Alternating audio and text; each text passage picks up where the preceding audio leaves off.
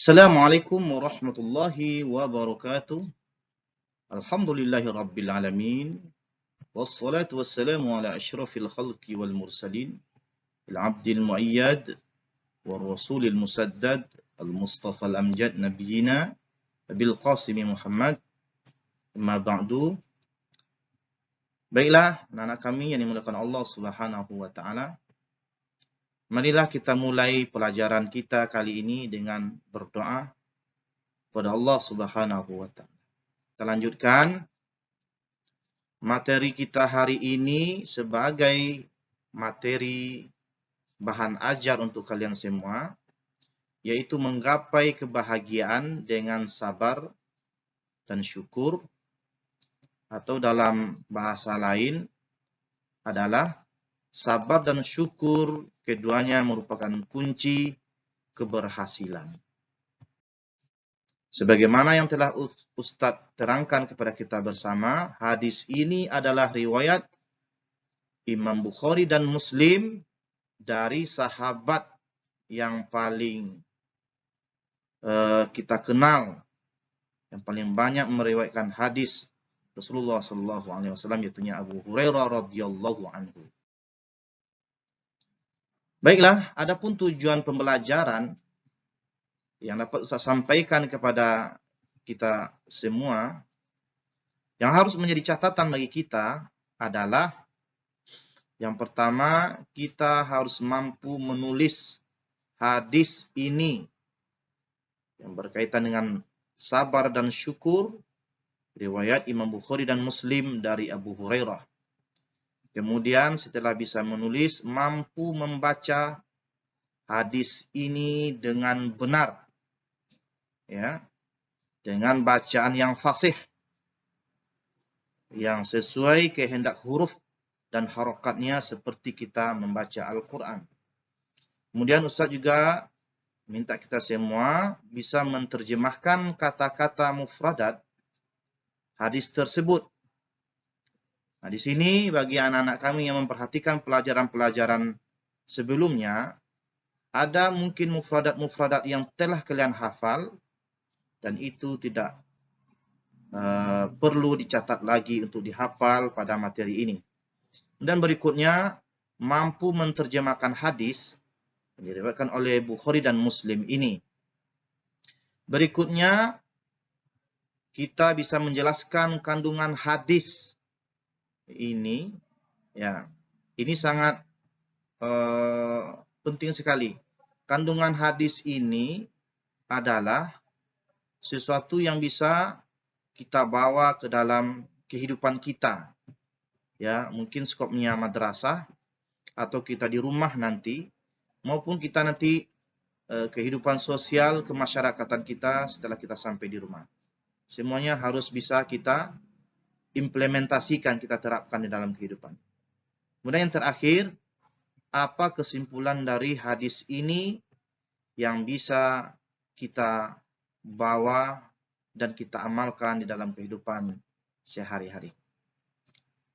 Oke. Mari kita amati betapa banyak fenomena-fenomena yang terjadi dewasa ini di sekitar kita. Barangkali ada yang kesemuanya ini adalah mengundang kepada setiap individu bisa menjadi orang yang bersedih, bisa merasakan gundah gulana. Dari fenomena ini, bagaimana kita menyikapi sesuai dengan pandangan hadis yang telah kita wacanakan untuk mendasarkan materi kita hari ini. Kemudian, apakah kita merasa putus asa, mengeluh, merutuki nasib, menyalahkan keadaan, melalaikan ibadah, meninggalkan perintah agama? Kalla.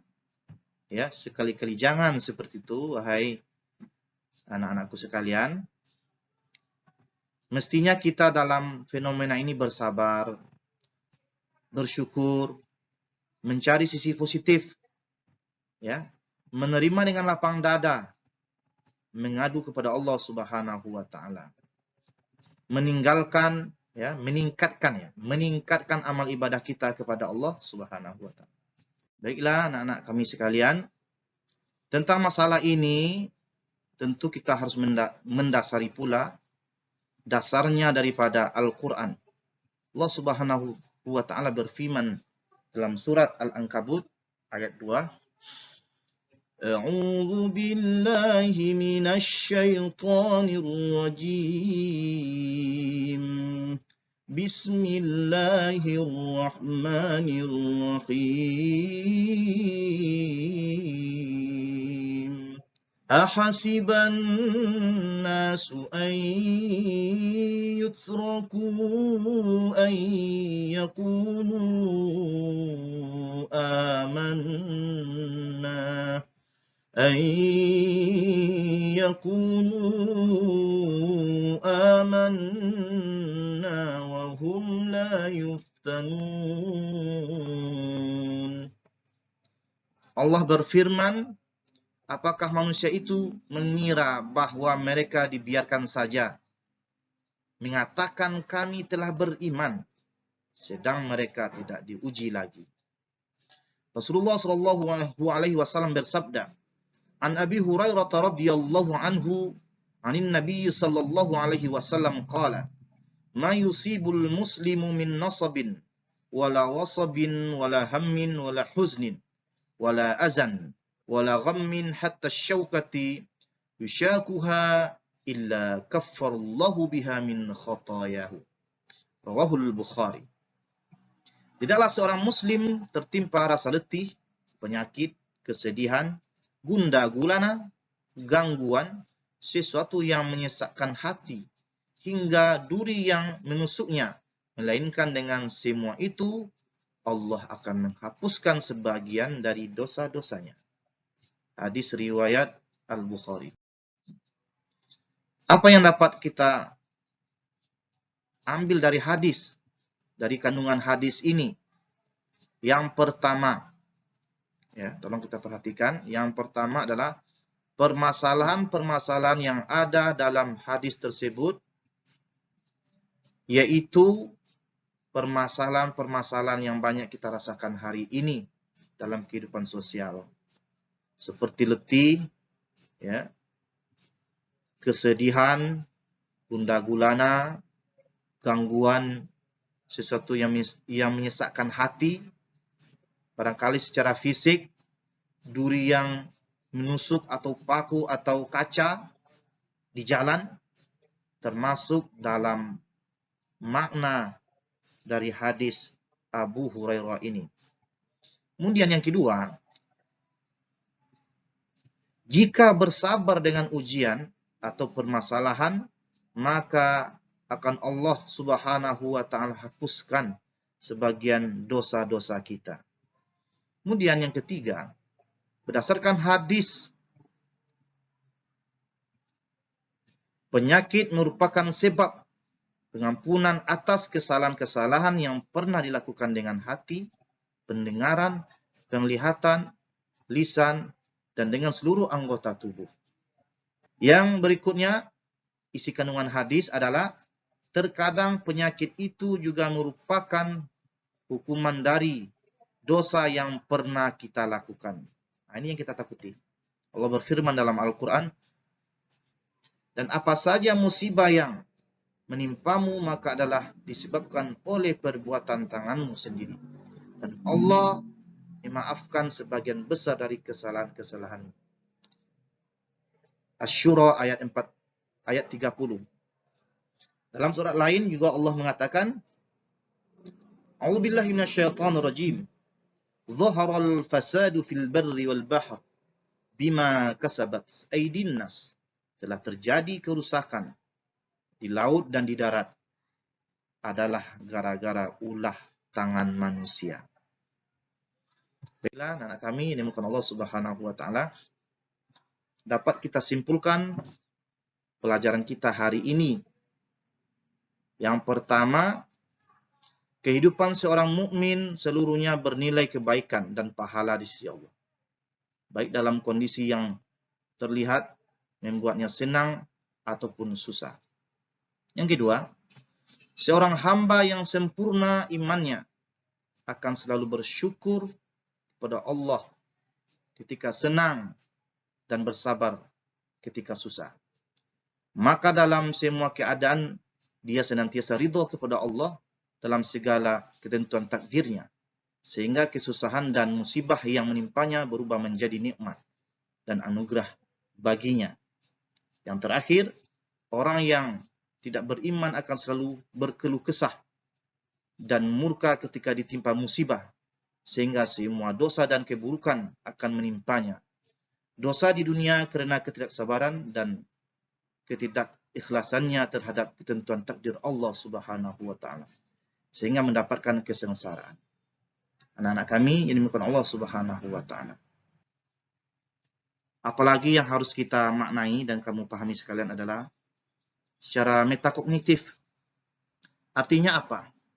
Artinya ada kesadaran yang tertanam dalam jiwa kita ketika kita menerima punishment atau hukuman dari guru kita ketika kita melakukan kesalahan.